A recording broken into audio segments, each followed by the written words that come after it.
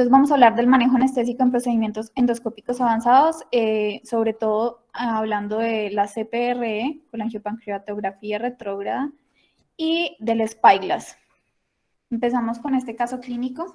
Es un paciente de 65 años de edad, sexo masculino, con una mala clase funcional, una disnea de pequeños esfuerzos y dolor torácico, con una estenosis aórtica severa y diagnóstico de coledocolitiasis sin colangitis mediante una resonancia magnética nuclear por dolor dorsolumbar.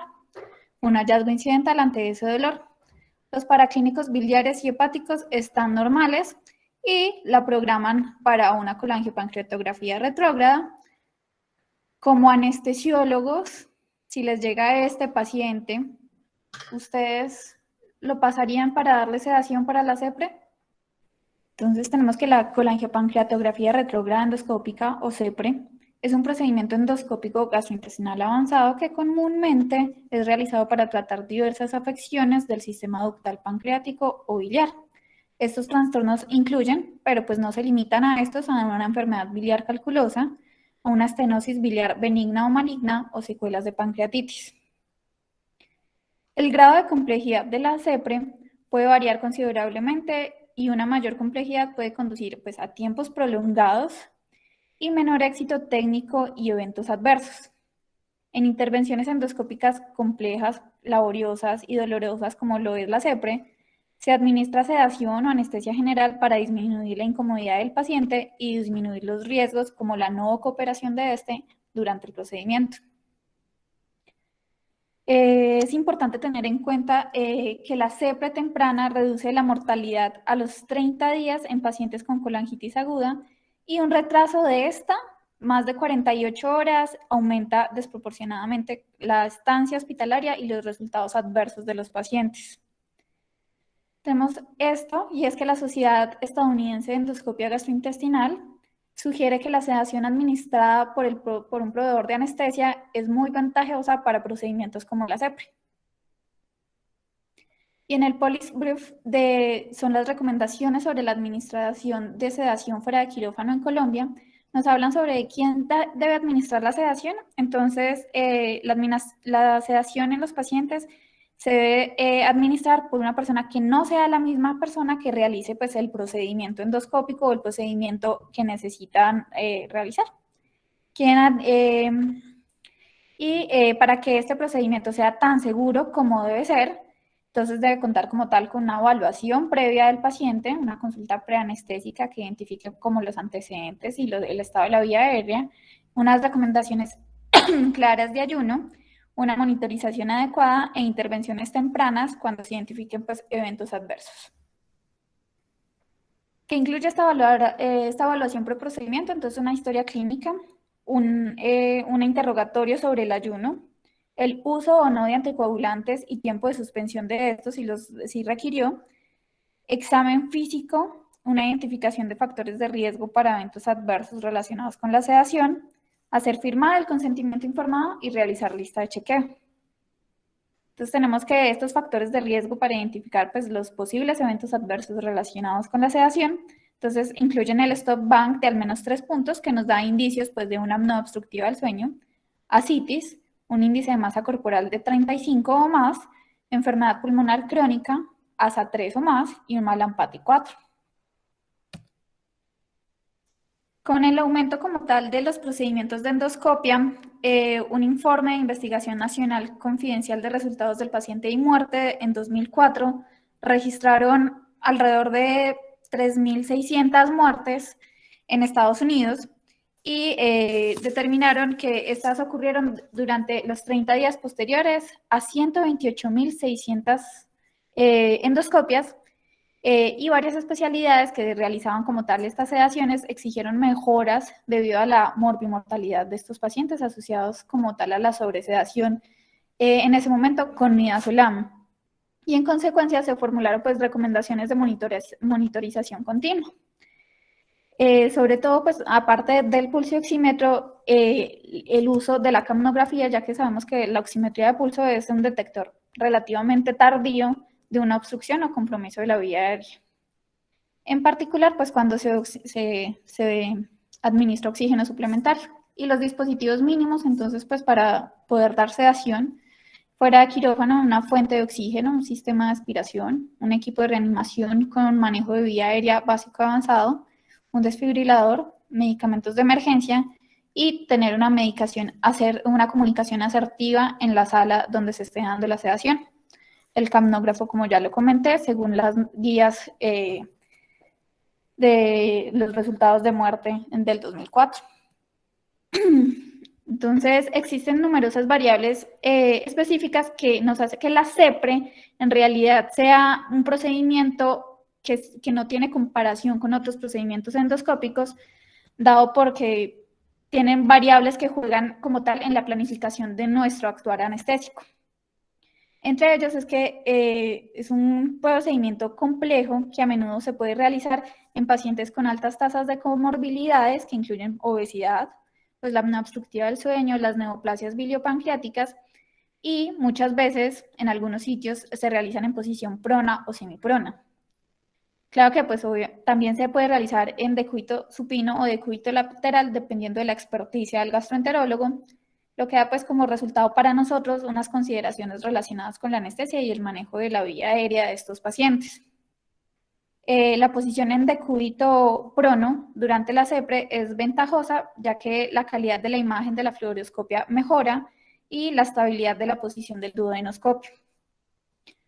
Un estudio pues mostraba la diferencia técnica en las posiciones y se realizó una búsqueda de alrededor de 309 pacientes en decúbito supino y 1.400 en decúbito prono sometidos a CEPRE, y la tasa combinada de éxito en realidad fue en decúbito supino 89.1 y en posición supina 95.6%. En nuestra situación, ante esta posición en prono, entonces, si se llegan a considerar manejo de vía aérea avanzada, entonces vamos a tener que terminar inmediatamente el procedimiento de la CEPRE, remover las sujeciones del paciente, reposicionar el equipo de fluoroscopia, y en todo esto nos va a llevar a que sea un retraso en la atención de la vía aérea de ese paciente que pues nos puede llevar a complicaciones. Entonces, los dos métodos más utilizados, como ya les comenté, es la sedación profunda o la anestesia traqueal. Entonces, aunque la sedación consciente en la mayoría de países y muchas veces todavía se ve que es dirigida por los gastroenterólogos o endoscopistas, sigue siendo ampliamente utilizada así y se ponen medicamentos como el fentanil y el midazolam en muchos otros países. Vemos que ya también vienen en el auge del uso del propofol. Tenemos que tener en cuenta que no existe una fórmula única en cuanto al manejo de nuestros pacientes para la sedación de ellos, dado por las implicaciones que tiene como tal la CEPRE, y es muy diferente el riesgo relacionado con la sedación en un paciente que va a ser llevado a CEPRE de 5 minutos para extraer un stem biliar, o en un paciente que es por lo de más sano, o a comparación de un paciente que en realidad pues tiene una obesidad, una obstrucción maligna y que va a ser llevado a CEPRE. Entonces, recordar que la clasificación ASA y el IMC alto de estos pacientes nos va a generar como tal un riesgo independiente de eventos adversos para la sedación. Y el uso de la sedación profunda en pacientes sin factores de riesgo significativos en realidad es el más apropiado para la mayoría de los pacientes sometidos a CEPRE no complicada, según diversos artículos.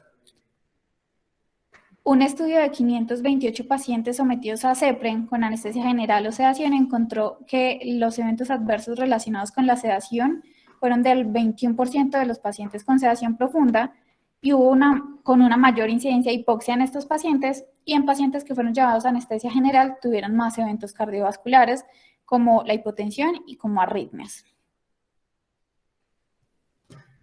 Un análisis de 27.000 pacientes sometidos a CEPRE encontró que la sedación versus la anestesia general tenían tasas similares de eventos adversos, pero sin embargo, los eventos adversos fueron mucho menores cuando fueron dados por personal de anestesia en comparación con personal de endoscopia o pues gastroenterólogos.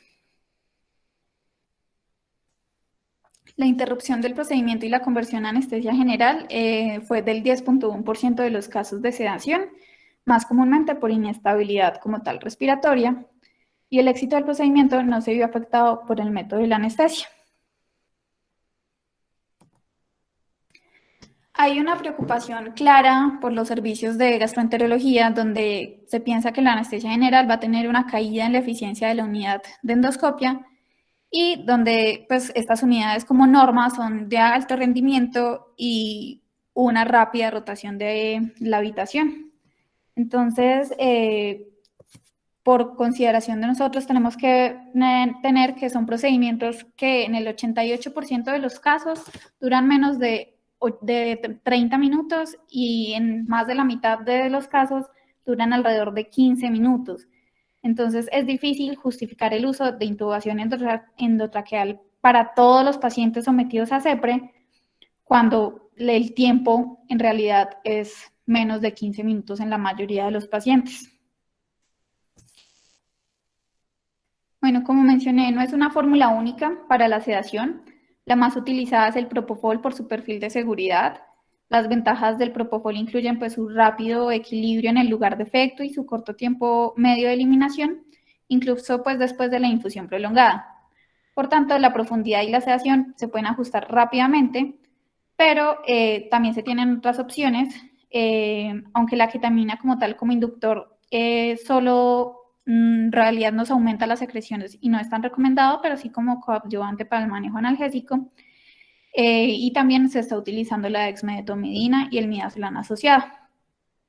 La infusión continua del propofol durante la CEPRE terapéutica tiene una ventaja sobre la inyección en boleo intermitente, y es que mantiene el nivel constante de sedación sin aumentar los efectos adversos, pero tenemos en contra de que nos aumenta la inducción, pues el tiempo de inducción de esta sedación. Tener en cuenta también durante estos procedimientos un adecuado posicionamiento del paciente para evitar la lesión de nervio periférico, y una protección ocular para evitar las úlceras corneanas que también se pueden provocar en estos pacientes, sobre todo por las posiciones. Y hablamos de la máscara laringea gastro, que son una máscara de segunda generación, donde es un dispositivo pues, que nos va a tener el canal de vía aérea y gástrica separados, que permiten como tal la ventilación controlada y el acceso esofágico con el endoscopio sin limitación de en pacientes que pesan de 30 a 100 kilogramos. Esta máscara se probó y se avaló con un estudio donde se hicieron con alrededor de 30 pacientes, donde la eficacia de esta era que al tercer intento o menos se tuviera una acomodación adecuada de la máscara laringea, que pudiera ventilar adecuadamente y que el gastroenterólogo pudiera hacer la endoscopia sin limitaciones por esta máscara laringea, y que al final del procedimiento la máscara siguiera colocada. Y en realidad los profesionales implicados, tanto el gastroenterólogo como el anestesiólogo, informaron tasas de 96.6% de satisfacción con este dispositivo. En el 93.3% de los casos, los profesionales querrían volver a utilizar este dispositivo para procedimientos endoscópicos. Hablamos del uso de anticoagulantes antiagregantes para estos procedimientos, y entonces se les tiene que aclarar a los pacientes que existe un mayor riesgo de hemorragia post-procedimiento en comparación con los pacientes que no toman antiagregantes plaquetarios o anticoagulantes. Las recomendaciones pues se basan como en el balance entre el riesgo de que nos haga trombosis y el riesgo de hemorragia de ese paciente. Tener en cuenta que para todos los procedimientos endoscópicos se recomienda continuar pues la aspirina, con excepción de que vayan a hacer una ampulectomía. Si van a hacer una ampulectomía, sí se debe suspender la aspirina. Si se considera como tal la interrupción de la aspirina, entonces pues tenemos que ver los riesgos de trombosis frente a hemorragia, y en función de cada uno de los pacientes. Para procedimientos endoscópicos de bajo riesgo, que no se incluye pues la CEPRE ni el Spyglass, entonces son procedimientos donde no tenemos que suspender los antagonistas del receptor P2Y12. Y procedimientos endoscópicos de bajo riesgo, sugerimos que se continúe la terapia de warfarina, y debe asegurarse que el INR no supere el rango terapéutico en la semana previa al procedimiento. Para los procedimientos endoscópicos de bajo riesgo, sugerimos omitir las dosis matutina del anticoagulante oral el día del procedimiento.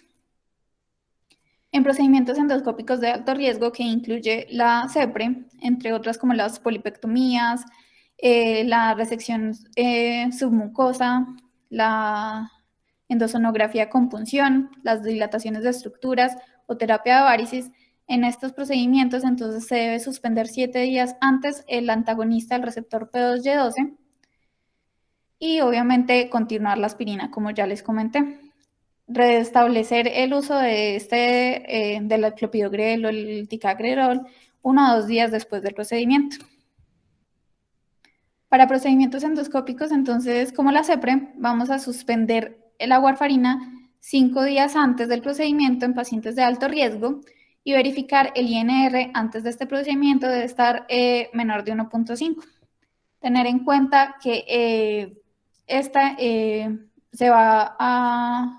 En pacientes de bajo riesgo se suspende 5 días, pero en pacientes de alto riesgo lo vamos a suspender 5 días, pero vamos a iniciar al segundo día después de la suspensión heparina bajo peso molecular que se va a continuar hasta que ya tengamos niveles de INR adecuados posterior al reinicio. Y procedimientos endoscópicos de alto riesgo en pacientes con anticoagulantes orales. La última dosis de este se debe ser 3 días antes del procedimiento y también dependiendo de la tasa de filtración glomerular con el dabigatran, si esta está menor entre 30 y 50, 5 días antes. Y acá está un calendario donde nos indican el tiempo donde se debe suspender los diferentes anticoagulantes orales.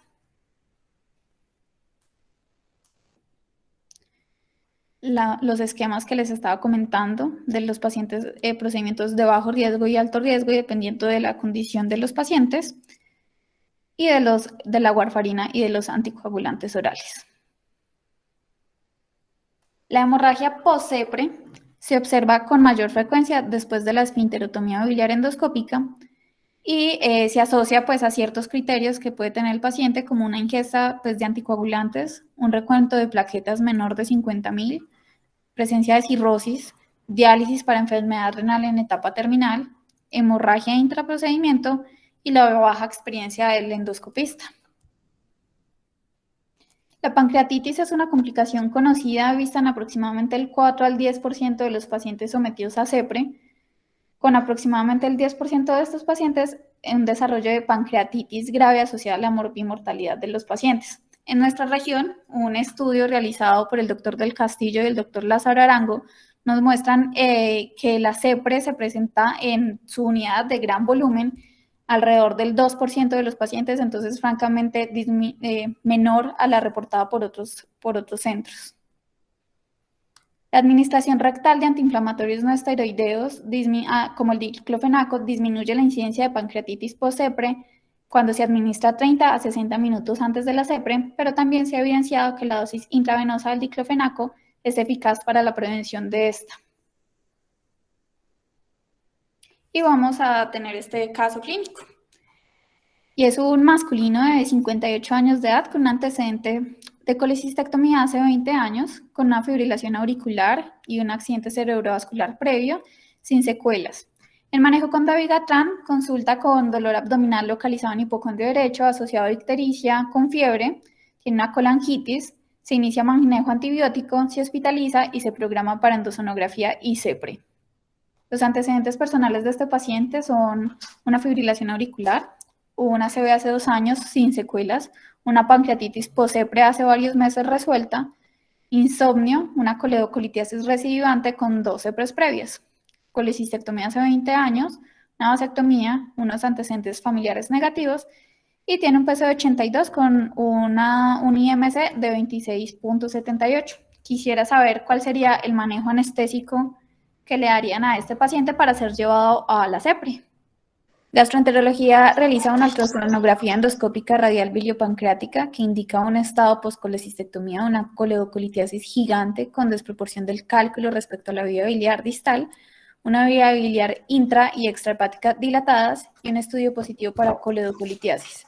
En el mismo tiempo realizan la CEPRE, donde encuentran una coledocolitiasis gigante con desproporción del tamaño del cálculo respecto a la vía biliar, una vía biliar intrahepática, extrahepática dilatadas, coledocolitiasis gigante no resuelta, con drenaje de colangitis, realizan un stem biliar, colocan un stem biliar, previo habían tenido un stem biliar que había migrado al hepático derecho por encima del cálculo descrito, el cálculo grande que se menciona ahí, y se hace una inserción de stem biliar de teflón de 10 French por 12 centímetros. Dados estos hallazgos descritos, se sugiere en este paciente al servicio tratante solicitar una realización de una coledocoscopia con sistemas Spyglass más litotripsia electrohidráulica para resolución de este cálculo difícil que está causando la coledocolitiasis gigante y colangitis aguda. El paciente con desproporción del cálculo respecto a la vía biliar distal que no sería posible resolver por CEPRE convencional y esté migrado por encima del mismo. Entonces vamos a hablar del Spyglass, que según la literatura publicada, la colangioscopia tiene un papel comprobado en diferentes situaciones clínicas, como es el tratamiento de la litiasis biliar difícil, el diagnóstico y tratamiento de la litiasis residual, una estadificación del colangiocarcinoma, estadificación de neoplasia ampular, evaluaciones de estenosis, dilatación del árbol biliar, entre otras tantas, como la terapia de rescate para las complicaciones de la CEPRE, como una canasta impactada. La colangioscopia consiste en ingresar a la vía biliar directamente por medio de un baby scope que va por dentro del duodenoscopio. Se puede hacer intervencionismo en vía biliar bajo visión directa. Es más largo, es un procedimiento más demandante que requiere más experticia del gastroenterólogo y suele necesitar una sedación profunda y quietud del paciente. Entonces, la mayoría de los casos en realidad se hacen bajo anestesia general. Acá tenemos un caso, con permiso del doctor Lázaro Arango, publicado por él, realizado por él, donde se observa pues el tamaño del cálculo que está ahí edematizando esa vía biliar y está el baby scope ingresando como tal a la vía biliar y acá vemos pues la imagen de la vía biliar por visión directa.